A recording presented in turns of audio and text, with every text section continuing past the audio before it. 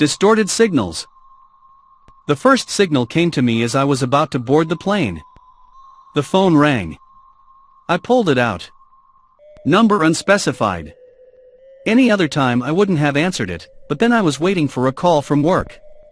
Taking a deep breath, I took the call. Hello? Don't get on the plane.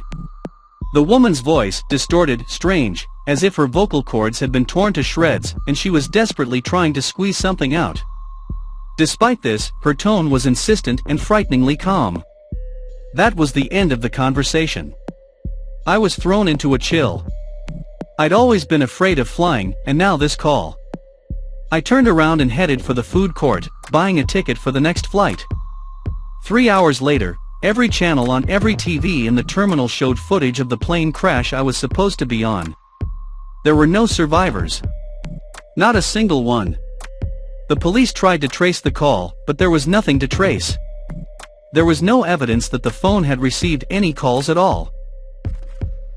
They analyzed the phone records, the incoming and outgoing messages to my phone.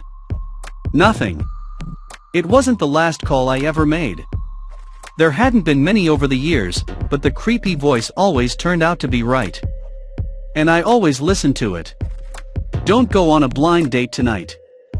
5 months later, my alleged beau was convicted of killing 4 women, all with my hair color and build. They were found in a shallow grave 70 yards from the diner he suggested I go to. Cancel the trip to the concert tonight. The 18-year-old driver lost control and crashed into a number of other cars. Lots of fatalities. It doesn't matter what phone or number I have. Even if I move to another country, the calls will come in. I checked. And I felt the constant presence of someone watching over me. I often imagined myself at the bottom of an icy ocean, still strapped to an airplane seat, or lying in a mass grave across from a diner.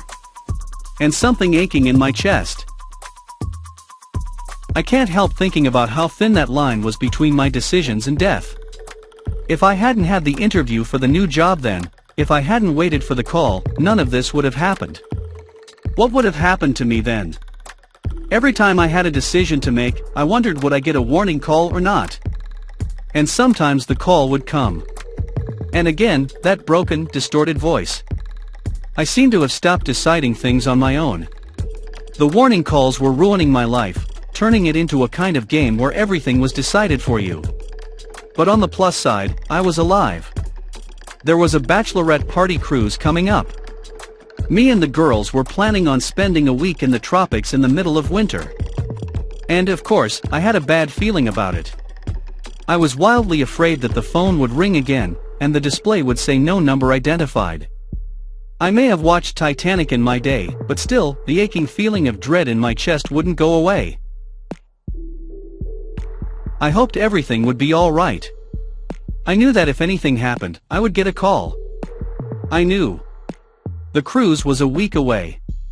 In the afternoon I stopped by the house. Only then did I notice that I had forgotten my phone at home. When I picked it up, I saw a message. Number unspecified. Distorted signals. Damn it. I so wanted to go on vacation, but no cruise is worth my life. The phone rang. I hit play message and felt my heart stop. The voice was much more disturbing than usual, almost screaming with a huff, as if my throat had been ripped open with a knife. I look around my apartment, and the voice on the phone repeats the same phrase over and over. Don't come home in the afternoon. Don't come home in the afternoon. Don't come home in the afternoon.